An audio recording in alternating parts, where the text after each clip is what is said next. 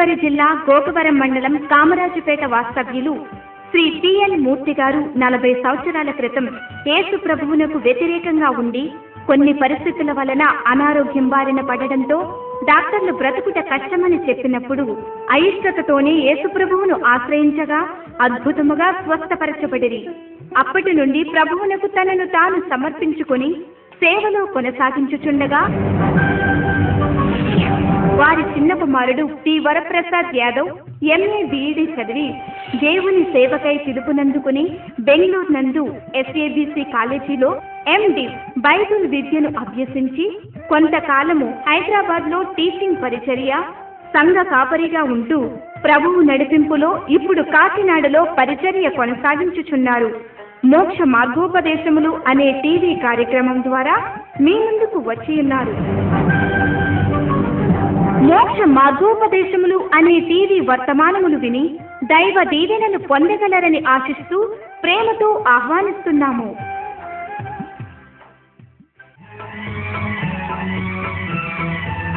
మాది తూర్పుగోదావరి జిల్లా కోటరామచంద్రపురం. అక్కడ నేను కొన్ని పరిస్థితులను బట్టి క్రైస్తవ స్కూల్లో చదవలసి వచ్చింది.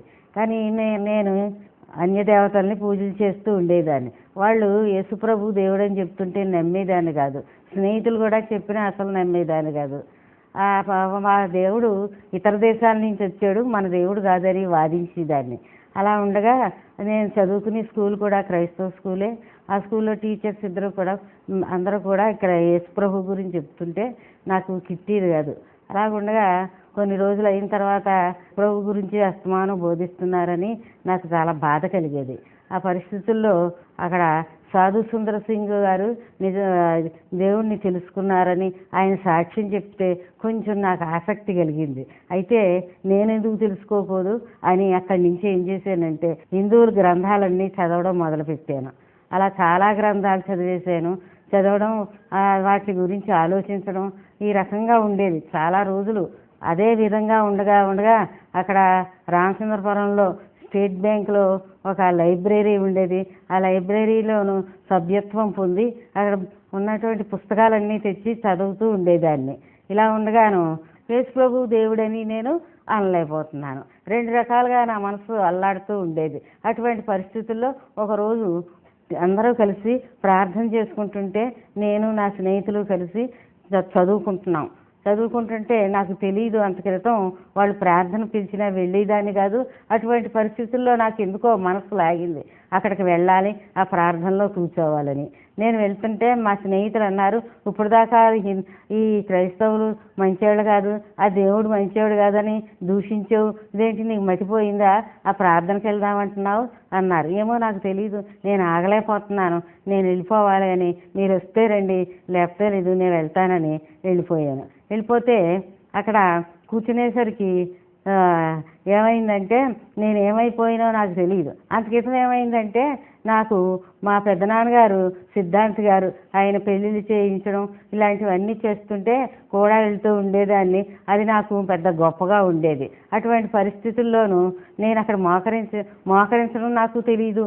కూర్చోగానేను నాకు ఏదో నా మీద ఏవో చీకటి శక్తులు భయంకరమైనవి వస్తుంటే అడిలిపోయి నేను గట్టిగా ఏడవడం మొదలు పెడితే ప్రార్థన చేసుకుంటున్న వాళ్ళందరూ పరిగెత్తుకొచ్చారు. వచ్చి ఏమ్మా ఎందుకు ఏడుస్తున్నామంటే నేనేం చెప్పలేకపోతున్నాను. అప్పుడు మా స్నేహితులు అన్నారు, ఈ అమ్మాయి ఇప్పుడు దాకా ఇక్కడ యేసుప్రభు దేవుడు కాదని దూషించింది, అంతలోకే మనసు మార్చేసుకుంది, అక్కడికి వెళ్ళిపోవాలి అని మొదలెట్టింది. మేము రామంటే మీరు రాకపోయారు, నేను వెళ్తానని వచ్చేసిందండి అని వాళ్ళకి చెప్పేసరికి, అయితే మేము ప్రార్థన చేస్తున్నాం కదా, ఈ అమ్మాయిని దైవాత్మ ఆవరించింది అని వాళ్ళు అనుకుంటుంటే నాకు అంతవరకు ఏంటో అయోమయంగా ఉన్నాను. వాళ్ళు ఎప్పుడైతే అలా అనుకుంటున్నారు, అయ్యబాబు ఏంటి నేను ఇక్కడికి వచ్చాను, ఇదేంటి దైవాత్మ అంటున్నారు, వీళ్ళు నన్ను వీళ్ళ మతంలో కలిపేసుకునేలా ఉన్నారు అని బాధపడుతున్నాను. అయితే వాళ్ళు రామ్మ లోపలికి ప్రార్థన కంటే నాకు ఇష్టం లేదు, వాళ్ళేమో పెద్దాళ్ళు కనుక వాళ్ళ మాట తోసేయలేకపోతున్నాను, రాను అని ఇంకేం తెలియదు, మా ఇంటికి వెళ్ళిపోతానండి అన్నాను. అలా కాదమ్మా, ఇంతవరకు వచ్చావు కదా, దాని లోపలికి రా, ప్రార్థన చేసుకుందాం అన్నారు. అయితే చచ్చిపోయాను నేను, ఇంకా అయిపోయింది నా పని, వీళ్ళ చేతుల్లో చిక్కడిపోయాను, వీళ్ళ మతంలో నన్ను కలిపేసుకుంటారు అని వాళ్ళని తిట్టేసుకుంటున్నాను, నన్ను తిట్టేసుకుంటున్నాను. అయితే వాళ్ళని ఎదిరించలేకపోతున్నాను. వాళ్ళు చెయ్యెట్టుకుని లోపలికి తీసుకెళ్తే వెళ్ళాను. కూర్చున్నాక మోకరించమ్మా అన్నారు. నేను ఎప్పుడు మోకరించలేదండి, నాకు చేత కాదన్నాను. పోనీ అలాగే కూర్చుని ప్రార్థన చెయ్యమ్మా అన్నారు. ప్రార్థన ఏం చేయాలో నాకు తెలియదండి అన్నాను. అంటేను మనం పాపులం కదమ్మా, అందుకని పాపిని నన్ను క్షమించు ప్రభువా అన్నారు. ఇదేంటి పాపిని క్షమించు ప్రభువా అంటున్నారు, నేను ఏ పాపం చేయలేదు ఎలాగా అనుకుంటున్నాను. అంటే అప్పుడు సాధు సుందర్ సింగ్ గారి జ్ఞాపకం వచ్చింది నాకు. ఆయన సాక్ష్యం విన్నాను కదా, ఆయన దేవతలందరినీ తలుచుకుని ప్రార్థన చేసేటట్టు కదా, సరే నేను అలాగే చేసుకుంటాను, ఎలాగైనా వీళ్ళ దగ్గరికి వచ్చాను కనుక ఇంక నన్ను వీళ్ళు ఎలాగా వదలరు కనుక అని మనసులో నిశ్చయం చేసుకుని కూర్చున్నాను, కానీ మోకరించలేదు. అలాగే ఎవరు నువ్వు, ఏంటి నేను ఇక్కడికి రావడం ఏంటి, నేను ఇప్పటి వరకు ఇష్టం లేదు నాకు, ఈ సమయంలో ఇక్కడికి రావడం ఏంటి, మరి ఆయన నాకేం తెలియదు, ఎవరు నువ్వు, దేవుడు ఎవరు, నిజ దేవుడు ఎవరో తెలియక కదా నేను ఎన్నో గ్రంథాలు చదివాను, ఆ సాధు సుందర్ సింగ్ గారికి దర్శనం ఇచ్చి మాట్లాడినట్టు నువ్వు నిజమైన దేవుడు ఎవరో నాకు కనబడు అని ప్రార్థన చేసుకుంటున్నాను. మా ప్రార్థన కాదు అలా అనుకుంటున్నాను మనసులోను, కళ్ళు మూసుకున్నాను, నన్ను నడిపిస్తున్నారు. అప్పుడు ఏమైందంటే నాకు, నేను చిన్నప్పటి నుంచి చాలా అల్లరిగాను ఇదిగా ఉండేదాన్ని. నేను చేసిన అల్లర్లు, నా స్నేహితుల్ని కొట్టడం, తిట్టడం, మా అమ్మతోటి అబద్ధాలు ఆడేసి డబ్బులు ఎక్కువ కావాలని ఇష్టం వచ్చినట్టు కొనుక్కోవడం, స్నేహితులు కొనిపెట్టేయడం, ఇటువంటివన్నీ నాకు తెలియదు, కనబడుతున్నాయి. అదే కాకుండా మా ఇంటి పక్క జామ చెట్టు కొమ్మ మా దొడ్లోకి ఉంటే నేను ఆ గోడెక్కి జామకాయలు కోసుకుంటున్నాను. అప్పుడు వాళ్ళని ఏంటండి నాకు ఇలా కనబడుతుందని అడిగితే, అమ్మా అన్నీ తప్పులమ్మా, నేనేం తప్పు చేయలేదు అన్నావు కదా, మరి అది తప్పే, మన కాని వస్తువు ఏది ముట్టుకున్నా తప్పేనమ్మా, మరి ఇలాంటివన్నీ మనం చెయ్యకూడదు, ఈ దేవుడు పరిశుద్ధుడు పవిత్రుడు అని చెప్పారు. ఓహో అలాగా అని, అయితే నిజమే నేను కోసాను, నిజమే పిల్లల్ని ఏడిపించాను, నిజమే అమ్మని అబద్ధాలు ఆడి అమ్మ దగ్గర డబ్బులు తీసుకున్నాను, నేను అన్నయ్యని తిట్టాను, అక్కల్ని కొట్టాను, స్కూల్లో పిల్లలందరినీ అన్యాయంగా కొట్టాను, ఇలాంటివన్నీ ఒకటి నాకు తెలియదు, అలాగా ఒప్పుకుంటున్నాను. రాత్రి 10ంటికి మొదలెట్టిన దాన్ని తెల్లవారుజామున 4 అయిపోయింది. ఎంతసేపు అలాగ అనుకున్నానో, ఏం ప్రార్థన చేశానో, ప్రార్థన అని కూడా నాకు తెలియదు. అయిపోతే 4 అయిపోయింది. ఆ గదిలో నిండుగా వెలుగుతోటి ఉంది. నేను అనుకున్నాను తెల్లారిపోయింది, ఎండ కూడా లోపలికి వచ్చేసింది, ఇప్పుడు దాకా ఏం చేస్తున్నావు, తెల్లారేసరికి రావద్దా అని మా అమ్మగారు కోప్పడతారు అని గమ్ములు లేచి కిటికీ తీసేసరికి బయట చీకటిగా ఉంది. ఇదేంటండి బయట చీకటిగా ఉంది, గదిలో ఇంత వెలుగు ఉంది, దీపం కూడా లేదంటే, అదేనమ్మా దైవాత్మమ్మ, నిన్ను దైవాత్మ ఆవరించింది, నీతో పాటు మేము కూడా దైవాత్మను చూసాము, కూర్చోమ్మ, ఇప్పుడైనా మోకరిస్తావా అనగా నేను మోకరించేనప్పుడు నాకేదో నాలో తెలియని ఆనందం, సంతోషం నాలో ఉక్కిరిబిక్కిరైపోయాను. అయిపోయే తెల్లారిపోయింది, ఇప్పుడు మా ఇంటికి వెళ్ళిపోతాను అన్నాను. సరే అమ్మ వెళ్ళు అన్నారు. అయితే ఇంటికి వెళ్ళాను, కానీ మర్నాడు ఆదివారం ఇంటి దగ్గర ఉండలేకపోతున్నాను. అయితే రాత్రి అంతా తప్పులన్నీ ఒప్పుకున్నాను. ఆ వేళ ఇంటి దగ్గర ఉండలేక అమ్మ నేను మేస్టారు వాళ్ళు ప్రైవేట్ చెప్తామన్నారు, వెళ్తున్నాను అన్నాను. ఆదివారం చెప్పరు కదా అమ్మ అంటే, లేదు చెప్తా ఉన్నారు, పరీక్షల దగ్గరికి వచ్చేసాయి కదా అని అబద్ధం ఆడేసాను. గవ్వ వచ్చేసాను.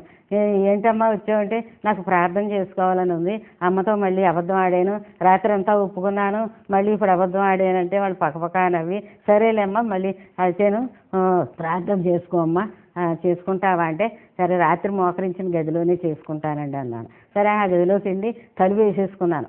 మొదలెట్టాను. ఇంకా అప్పటికి ఉదయం 9 అవుతుంది. నువ్వు సాధు సుందర్ సింగ్ గారికి కనబడ్డావు కదా, నాకు కూడా కనబడితేనే నమ్ముతాను, నాకు ఎవరో తెలియట్లేదు, నేను అయోమయంగా ఉన్నాను, ఎందుకు నాకు రాత్రి ఇలా జరగాలి, ఎందుకు నన్ను బలవంతంగా లాక్కు రావాలి నీ సన్నిధిలోకి, ఎవరు నువ్వు, నేను యేసుప్రభు అని నేను మనస్ఫూర్తిగా అనలేకపోతున్నాను, నాకు ఇదేంటో అర్థం కాని పరిస్థితిలాగా అయిపోయింది, అయోమయంగా ఉన్నాను. ఇంకదే మాటలుగా నాలో నేను తెలియని రీతిగా ఏదో అలా మాట్లాడుకుంటూ ప్రార్థన చేసుకుంటూ అలా ఉండిపోతే మధ్యాహ్నం 3 అవుతుంది. గదిలో పెద్ద వెలుగు కనబడుతుంది. నేను అయోమయంగా అలా వెలుగులో ఉండిపోయాను.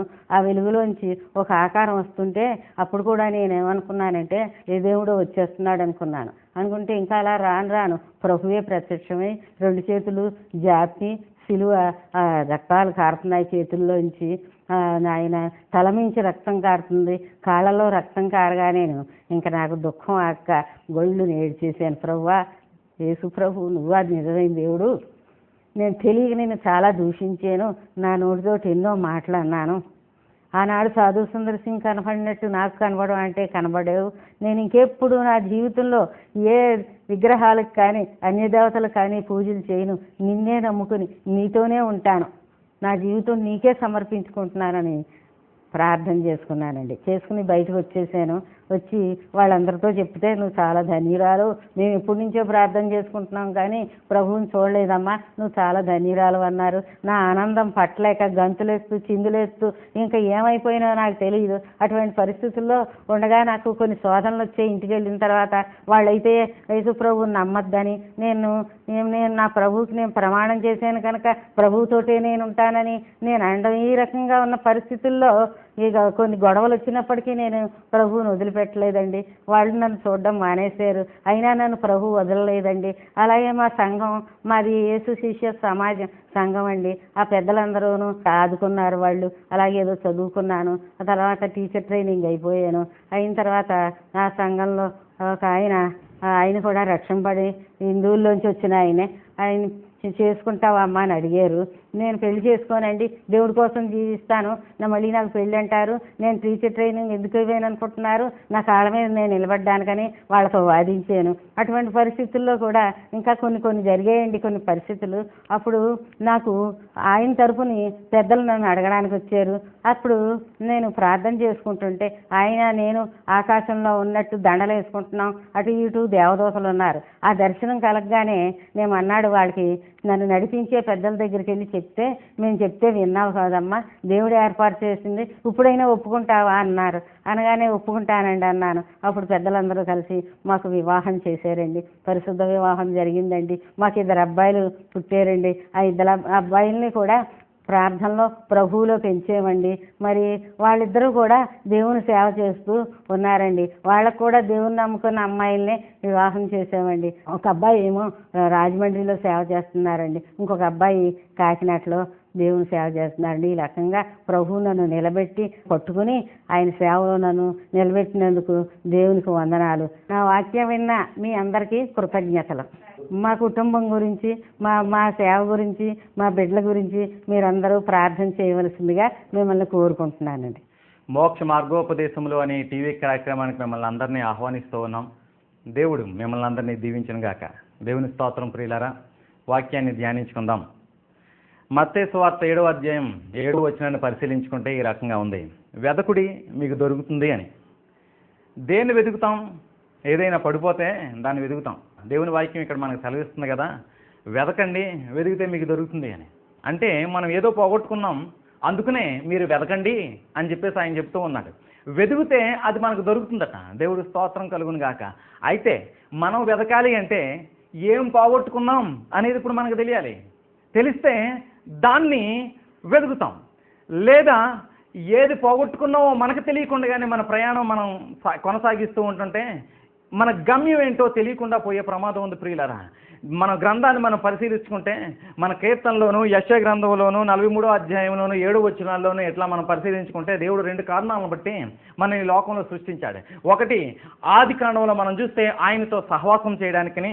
రెండో విషయాన్ని చూస్తే యెషయా గ్రంథం 43వ అధ్యాయం 7వ వచనాన్ని చూస్తే ఆయనను మనము మహిమపరచడానికిని. ఈ 2 కారణాలను బట్టి మనల్ని సృజించినట్టుగా వాక్యం ఇక్కడ మనకు సెలవిస్తూ ఉంది. కానీ మనిషి ఆయన మహిమపరచాలి అంటే ఆయనతో సహవాసం చేయాలి. ఆ సహవాసాన్ని మనిషి ఎప్పుడో పోగొట్టుకున్నాడు. కనుక ఇక్కడ వాక్యం మనకి ఏం సెలవిస్తుందంటే, మీరు వెతకండి, వెతికితే నేను మీకు దొరుకుతాను. ఏం వెతకాలి అనేది మనం పరిశీలించుకోవాలి ప్రియులారా.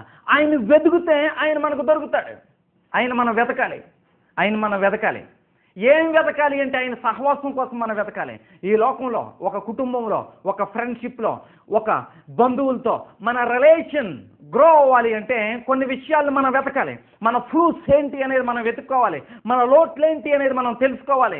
మనం బిహేవియర్ ఎట్లా ఉంది అనేది మన మైనస్ పాయింట్లు మనం తెలుసుకోవాలి.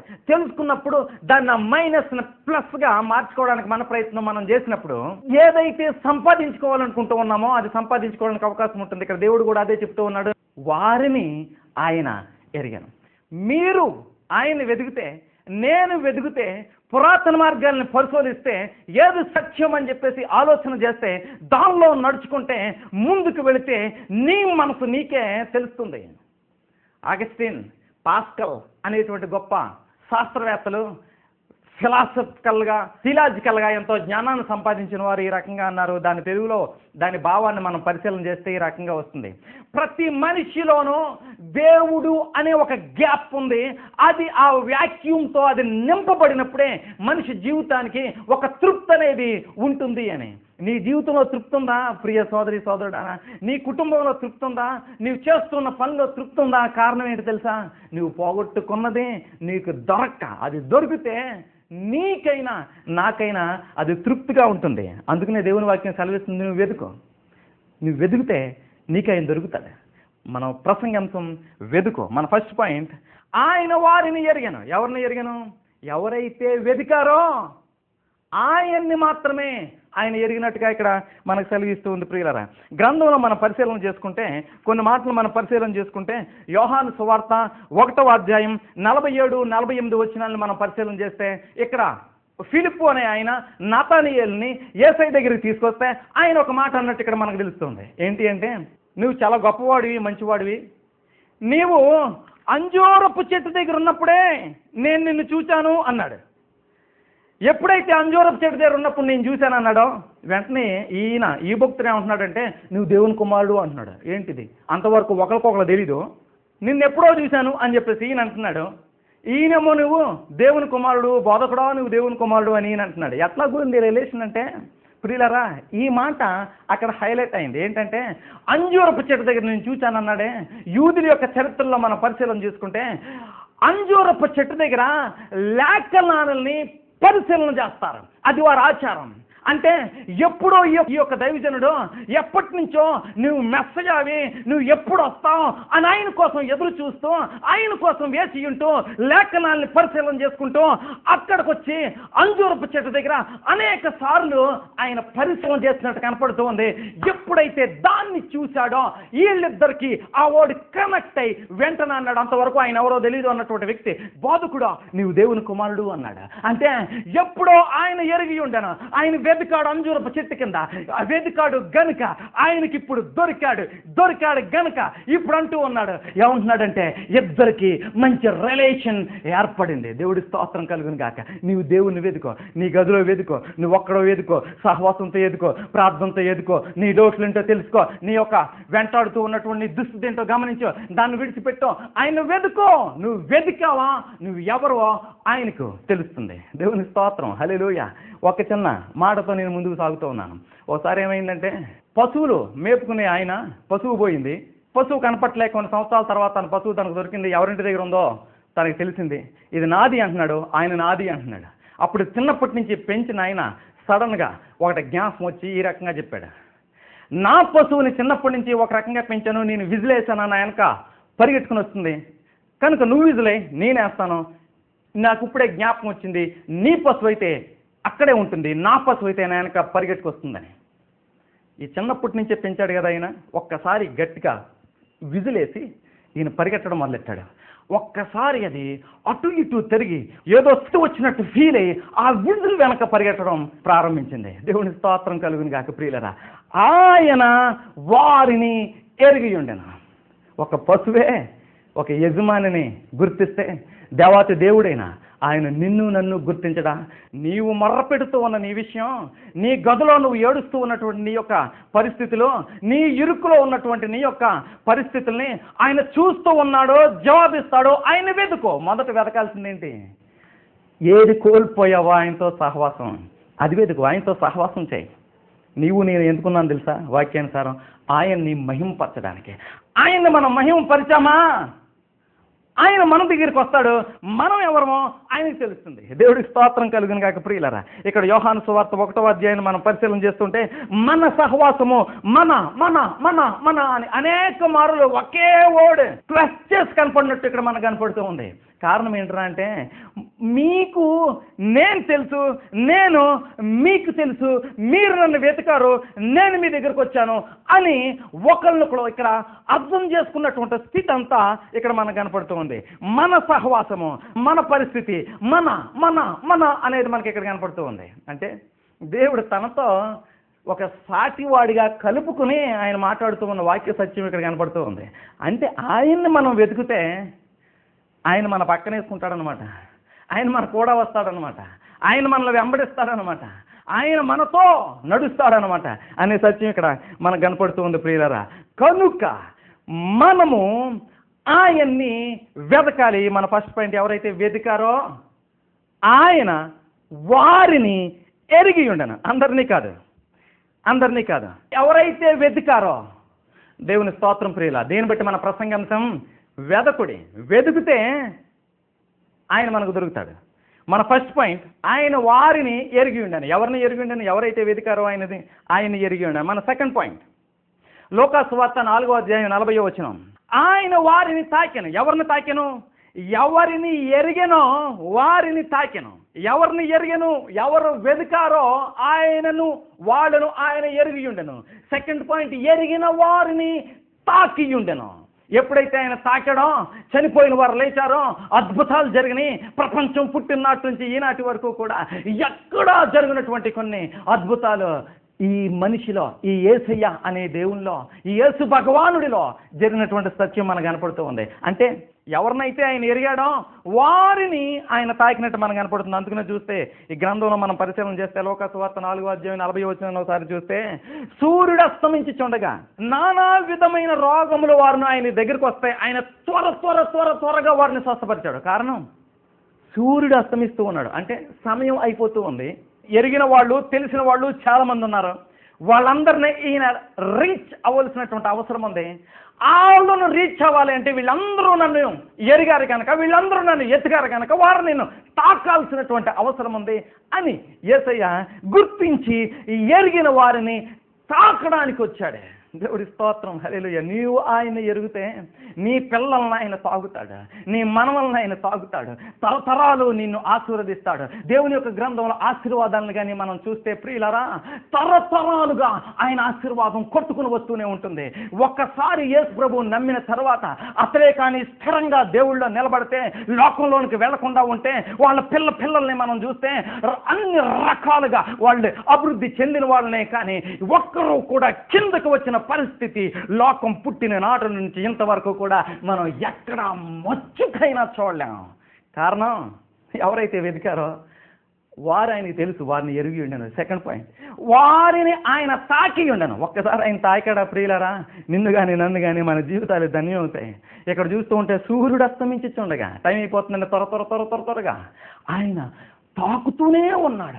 వారు అందరినీ తాకి అనేకుల్ని, ఎందుకంటే వారు పూర్వీకులు ఇటువంటి అంజూరపు చెట్ల దగ్గర ఎంతో మంది వెతికారు. వెతికిన వారందరినీ శిష్యులుగా ఏర్పరచుకున్నాడు.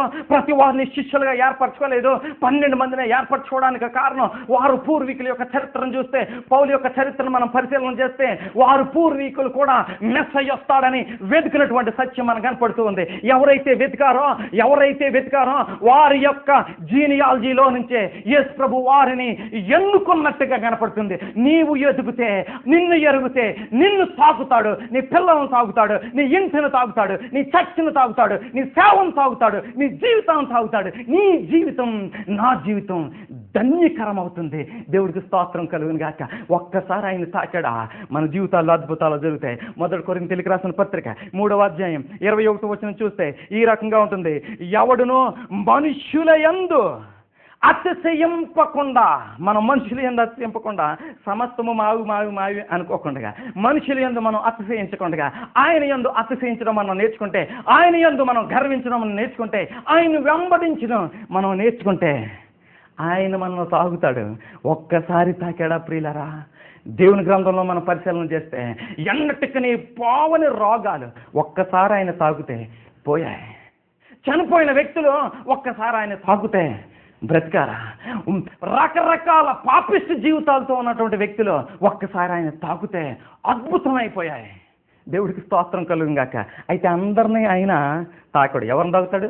ఎవరిని ఎరిగి ఉన్నాడో, ఎవరిని ఎరుగుతాడు, ఎవరిని వెతుకుతూ ఉన్నారో. దేవుడికి స్తోత్రం కలుగును గాక. పాయింట్లోనికి నేను వస్తూ ఉన్నాను. లూకా సువార్త 4వ అధ్యాయం 40వ వచనాన్ని ఒకసారి మనం పరిశీలన చేస్తే, ఆయన వారిని ప్రభావితము చేశాను. దేవుని స్తోత్రం. లూకా సువార్త 6వ అధ్యాయం 40వ వచనం, ఆయన వారిని ప్రభావితం. ఎవరిని ప్రభావితం చేశాడు? ఎవరిని తాకానో వారిని ప్రభావితం చేశాడు. ఎవరిని తాకాడో, ఎవరిని ఎరిగానో వారిని ప్రభావితం చేశాడు. ఎవరిని ఎరిగాడో, ఎవరు వెతికారో దేవుడికి స్తోత్రం కలుగును గాక ప్రియులారా. వెతికిన వారిని ఆయన ఎరిగెను, తెలిసి ఉండను. తెలిసిన వారిని తాకి ఉండను, తాకిన వారిని ప్రభావితం చేసి ఉండను. తెలియకుండగా మనం ఎవరి దగ్గరికైనా వెళ్ళి బాగున్నారా, ఎట్లా ఉన్నారు అని మనం పలకరిస్తే అది వెటకారంగానో ఆకతాయితనంగానో ఉంటుంది. తెలిసిన వారిని పలకరిస్తే వాళ్ళకి హ్యాపీ, మనకి హ్యాపీ. ముందు మనకు కోల్పోయిన సహవాసాన్ని మనం వెతికితే అప్పుడు ఆయన పలకరించడానికి, ఆయనతో ప్రార్థన చేసుకోవడానికి మనకు అవకాశం ఉంటుంది. మన థర్డ్ పాయింట్, ఆయన వారిని ప్రభావితము చేసిన, ఆయన వారిని ప్రభావితము చేసిన సిద్ధుడైన ప్రతివాడును అనే మాట ఇక్కడ కనపడుతూ ఉంది.